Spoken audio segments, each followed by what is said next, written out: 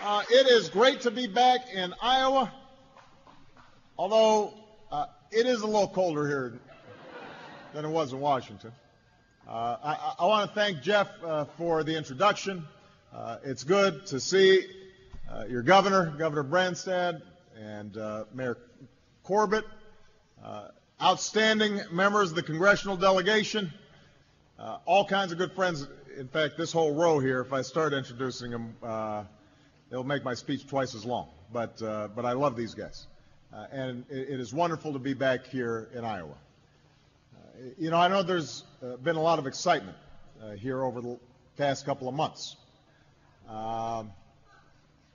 It kind of made me nostalgic. I used to have a lot of fun here in Iowa. I remember a great backyard barbecue out in Marion way back in 2007. Good burgers. I did not have as much gray hair back then. But when I think about all the days I spent in Iowa, so much of my presidency, so much about what I care about, so much what I think about every day has to do with the conversations that I had with you. People's backyards, VFW halls. Those conversations I carry with me. All across this state, in all 99 counties. And I was in, I think, just about every county. We talked about how for years the middle class was having a tougher time. Hard work had stopped paying off for too many people. Good jobs and manufacturing were leaving our shores. Folks at the very, very top saw their incomes rise like never before, but most Americans, most folks in Iowa, were just trying to stay afloat. And that was before the financial crisis hit in 2008. The crisis struck right at the end of a long campaign. But we didn't even understand at that point how bad that crisis was going to be. And millions of our neighbors were put out of work. But we did know then what we know today, that when we come together as a country, there's no reason why we can't restore that basic American promise that if you work hard, you can do well. America's not about handouts. America's about earning everything you've got. But if you're willing to put in the work, the idea is that you should be able to raise a family and own a home, not go bankrupt because you got sick, because you've got some health insurance that helps you deal with those difficult times, that you can send your kids to college, that you can put some money away for retirement. That's all most people want. Folks don't have unrealistic ambitions. They do believe that if they work hard, they should be able to achieve that small measure of an American dream. That's what this country is about. That's what you deserve. That's what we talked about during the campaign. Now today, 3 years after the worst economic storm in 3 generations, we are making progress. Our businesses have created more than 3 million jobs over the last 22 months.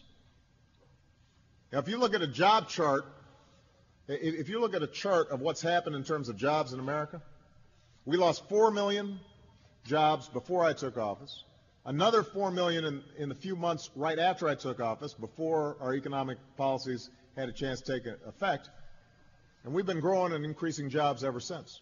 3 million over the last 22 months. Last year, we created the most jobs since 2005. And today, American manufacturers, like this one, are hiring again, creating jobs for the first time since the 1990s. And that's good news. Our economy is getting stronger. We've got a lot of work to do, but it's getting stronger. And we've come way too far to turn back now. After everything that's happened, there are people in Washington who seem to have collective amnesia. They seem to have forgotten how we got into this mess. They want to go back to the very same policies that got us into it. The same policies that have stacked the deck against middle-class Americans for years. And their philosophy, what there is of it, seems to be pretty simple. We're better off when everybody is left to fend for themselves, and everybody can play by their own rules. And I'm here to say they're wrong. We're not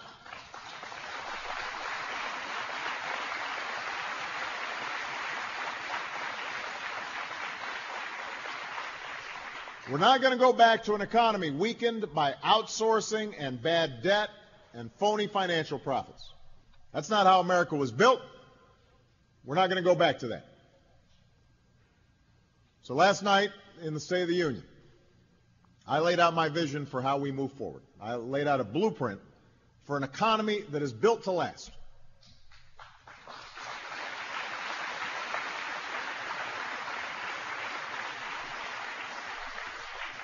It's an economy built on American manufacturing, with more good jobs and more products made right here in the United States of America.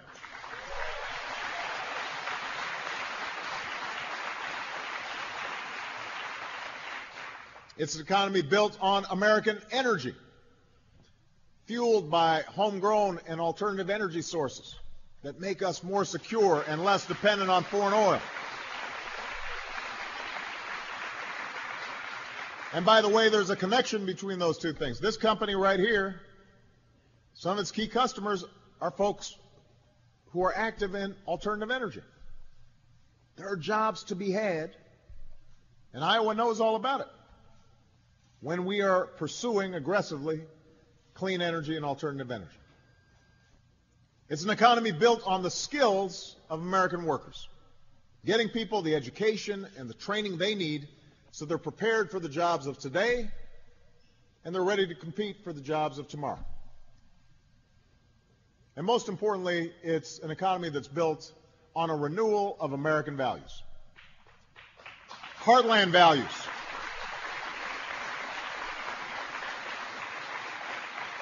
Values that Iowa knows something about. Hard work, responsibility, and the same set of rules for everybody, from Main Street to Wall Street.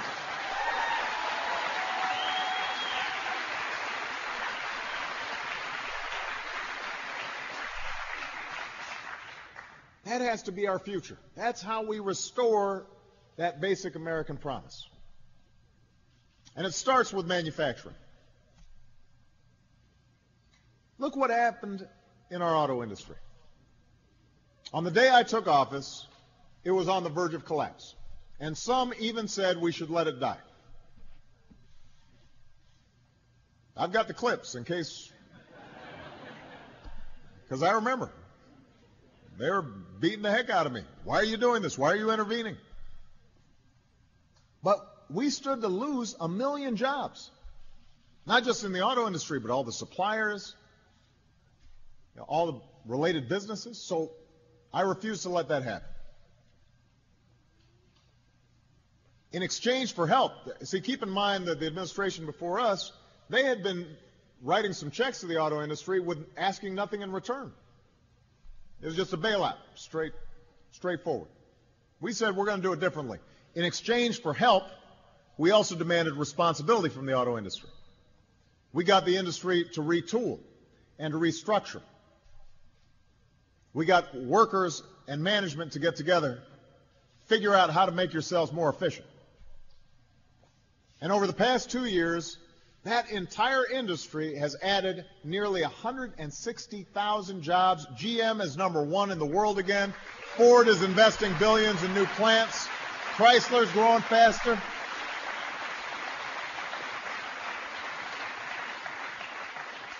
So today, the American auto industry is back. And I want what's happening in Detroit to happen in other industries. I want it to happen in Cleveland and Pittsburgh and Raleigh, and I want it to happen right here in Cedar Rapids, Iowa.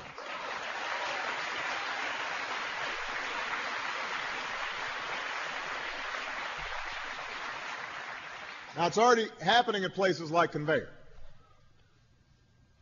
These folks make some big stuff. I just got a quick tour from Greg and Jeff, met some of the workers here, and they told me the story of how Conveyor started like so many other wonderful American companies. It started in a garage. Couldn't make that up. Today they employ 65 people, from engineers and welders to assembly line workers and salespeople. They specialize in making augers, those giant screws. And they're used to mix and move everything from cement to chocolate.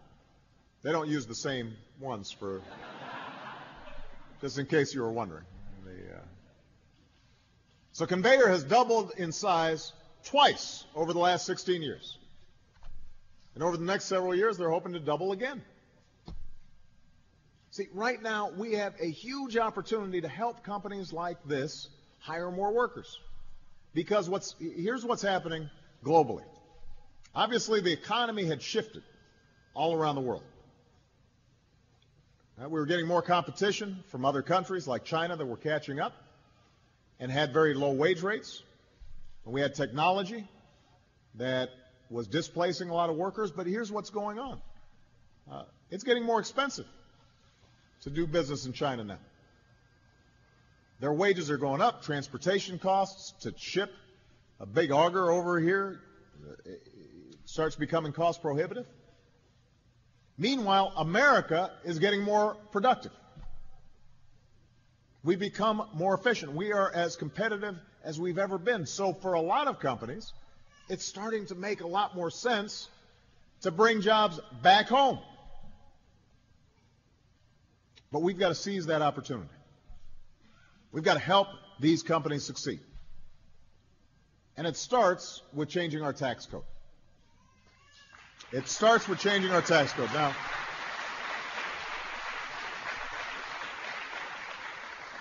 right now, companies get all kinds of tax breaks when they move jobs and profits overseas. Think about that. A company that chooses to stay in America gets hit with one of the highest tax rates in the world. That's wrong. It doesn't make sense. We've got to stop rewarding businesses that ship jobs overseas, reward companies like Conveyor that are doing business right here in the United States of America.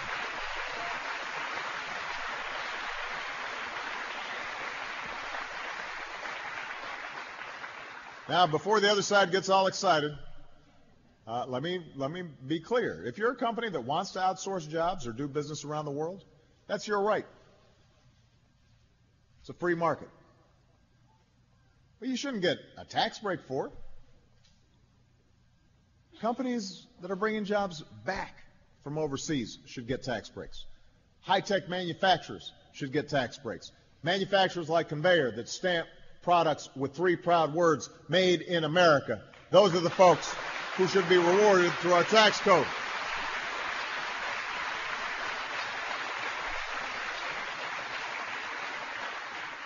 Jeff and Greg told me that if we passed tax reforms like these, they'd be able to buy more equipment for their facility. So let's do it. Today, my administration is laying out several concrete actions we could take right now to discourage outsourcing and encourage investing in America. You need to tell Congress to send me this tax reform plan. I will sign it right away. We need to make it easier for American businesses to do business here in America. And we also need to make it easier for American businesses to sell our products other places in the world. I don't want to export our jobs. I want to export our goods and our services. So 2 years ago, I set a goal of doubling U.S. exports within 5 years. And by the way, Iowa, you should be interested that obviously a big chunk of those exports are also agricultural, which is doing wonders for this state's economy. The agricultural sector is doing very well. But I also want us to export manufacturing. And we're on track to meet our goal of doubling exports. Actually, we're ahead of schedule. Exports has been one of the strengths of this recovery. And soon, thanks to new trade agreements I've signed, not only are we going to be sending more soybeans into South Korea, but we're also going to start seeing new cars on the streets of Seoul, South Korea, imported from Detroit and Toledo and Chicago. So,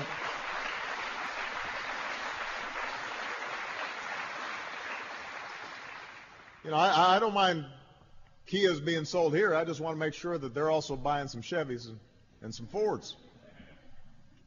So we're going to keep boosting American manufacturing. We're going to keep training workers with the skills they need to find these jobs. We're going to keep creating new jobs in American energy, including alternative energy that's been a source of strength for a lot of rural communities in Iowa. And an economy built to last also means making sure that there's a sense of fair play and shared responsibility. Now, most immediately, I was talking about taxes on business. The most immediate thing we need to do with our tax code is make sure that we stop a tax hike on 160 million working Americans at the end of next month.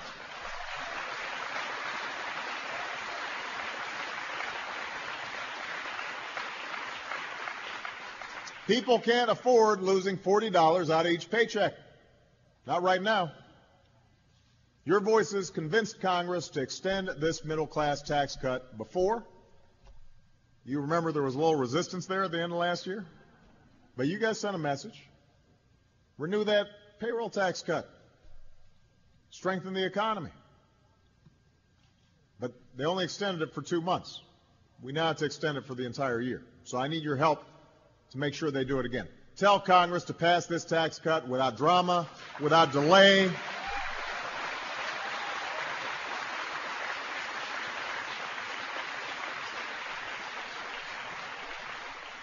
No soap operas. Let's just get it done. Now, in the longer run, if we're going to invest in our future, we've also got to get our fiscal house in order. You hear a lot of talk about deficits and debt, and those are legitimate concerns, although the most important thing we can do to actually reduce the debt is to grow the economy. So we can't abandon our investments in things like manufacturing and education and investment, because if we're growing faster, the debt and deficits start coming down, the numbers get easier to manage. You can't just cut your way out of it. It's just like a family. If you are struggling to get out of debt, but you decide, well, I won't repair the roof or the boiler, and I'll stop sending my kid to college, that's not the way you're going to solve your long-term problems. Now, we're going to have to make some tough choices, though. And right now, we are scheduled to spend nearly $1 trillion more on what was intended to be a temporary tax cut for the wealthiest 2% of Americans. A quarter of all millionaires pay lower tax rates than millions of middle-class households. Warren Buffett pays a lower tax rate than his secretary. Warren Buffett's secretary was at the State of the Union last night, just to confirm that fact. Now, does that make any sense to you? Do we want to keep these tax cuts for folks like me who don't need them? I'm doing okay. I really am. And look, nobody likes paying taxes. I understand that. So if we didn't need it, if the country was in a surplus like it was back in 2000, I'd understand us saying, well, let's try to, let millionaires keep every last dime. I get that. But that's not the situation we're in. And so we've got to make choices. Do we want to keep investing in everything that's important to our long-term growth? Education, medical research, our military, caring for our veterans, all of which are expensive? Or do we keep these tax cuts for folks who don't need them and weren't even asking for them? Because we can't do both. I want to be very clear about this. We cannot do both. You've got to choose.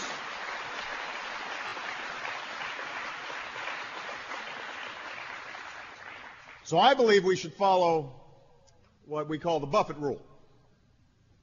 If you make more than $1 million a year, I don't mean that you've got $1 million worth of assets. I don't mean, a family that's been saving all their lives and doing well and and is comfortable, and finally they've got a little nest egg.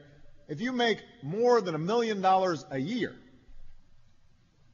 you should pay a tax rate of at least 30%. Now, if on the other hand you make less than $250,000 a year, which includes 98% of you, your taxes shouldn't go up. Now, and by the way, if we do that and we make some smart cuts in other areas, we can get this deficit and debt under control and still be making the investments we need to grow the economy. Now, a lot of, I hear folks run around calling this class warfare. This is not class warfare. Let me tell you something. Asking a billionaire to pay at least as much as his secretary, that's just common sense. That's common sense.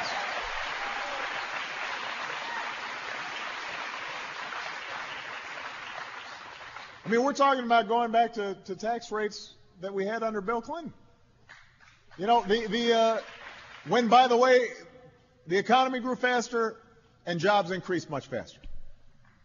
And in the meantime, Warren Buffett will do fine. I will do fine. We don't need tax breaks. You do.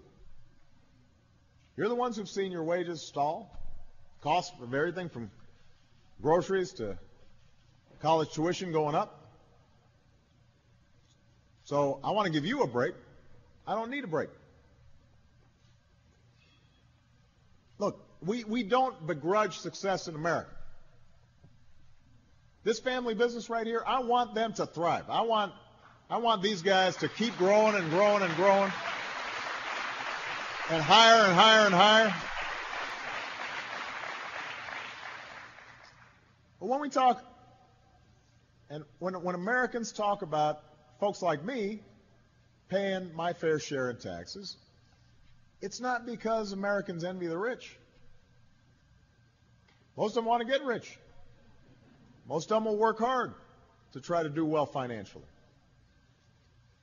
It's because if I get a tax break I don't need and the country can't afford, then either it's going to add to our deficit, and that's what happened between 2000 and 2008, basically. All these tax cuts just added to the deficit because they weren't paid for, so it takes money out of the Treasury. Or, alternatively, if we're going to close that deficit, somebody else is going to have to pick up the tab. It might be a senior who now suddenly has to pay more for their Medicare. It's got to be a student who's suddenly having to pay more for their student loan. Might be a family that's just trying to get by, and suddenly their tax rates go up. That's not right. It's not who we are. One of the biggest disagreements I have with some folks in Washington is the nature of America's success. Each of us is only here because somebody somewhere felt a responsibility to each other and felt a responsibility to our country's future. And that starts within our own families. It starts with us making sure our kids are responsible, and we're instilling in them the values of hard work and doing your homework and treating other people with respect. But then it expands from there to our neighborhoods and our communities. And we recognize that if everybody is getting a fair shot, everybody has a chance to do better. That's what built this country. Now it's our turn to be responsible. Now it's our turn to leave an America that's built to last. And I think we can do it. I'm confident we can do it.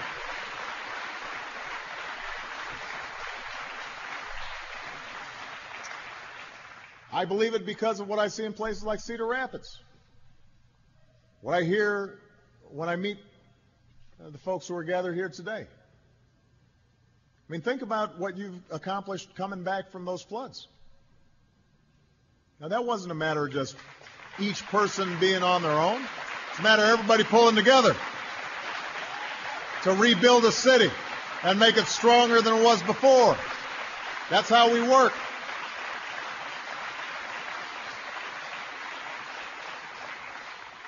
You know, and that FEMA assistance didn't come out of nowhere.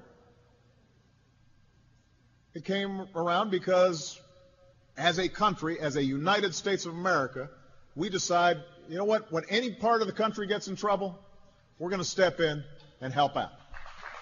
That's what we do.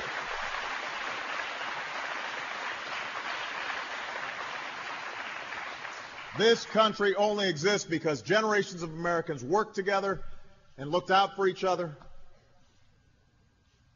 and believed that we're stronger when we rise together. And those values are not Democratic values or Republican values. Those are American values. Those are the values we have to return to.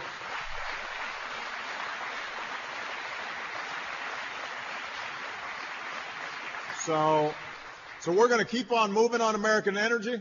We're going to keep on moving on American manufacturing. We are going to push hard to make sure that American workers have the skills they need to compete.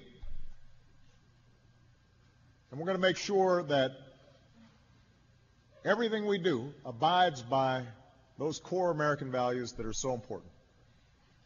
And I know that if we work together and in common purpose, we can build an economy that gives everybody a fair shot. We can meet this challenge. And we'll remind everybody just why it is the United States of America is the greatest nation on earth. Thank you, everybody. God bless you. God bless America.